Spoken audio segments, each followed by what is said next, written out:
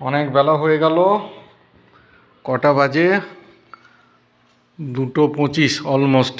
ভাত বেড়ে দিয়েছো? হ্যাঁ, ভাত রেডি।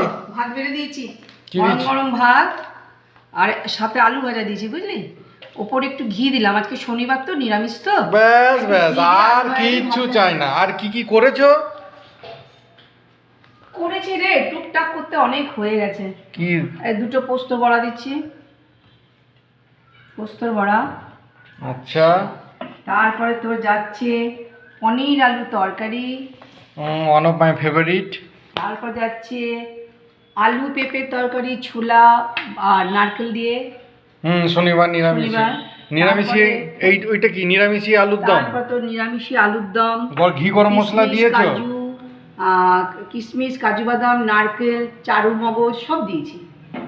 আচ্ছা, তারপরে তোর যাচ্ছে চাটনি, আমের চাটনি। তারপরে তোমার দই। ও লাজবাব মেনু। তারপরে লাস্টে বসে বসে পাঁপড় ভাজা খাবে আর চিন্তা করবে, বইয়ের চিন্তা করবে। আর লাস্টে তো তোমার একটু, এখনকার আমের সিজন, আম তো থাকবেই বাবু। আমটা দেখেই মনে হচ্ছে দারুণ মিষ্টি। খুব পাকা আম। না বাবা, যে আমগুলো বাজার থেকে নিয়ে এলো প্রত্যেকটাই কিন্তু দুর্দান্ত মিষ্টি। খুব পাকা আম কিন্তু, দেখ। আমি যাব, আমি সোমবার দিন বাজার যাব, আরো নিয়ে আসবো। আর পোস্তের বড়াটা নারকেল দিয়ে করেছি।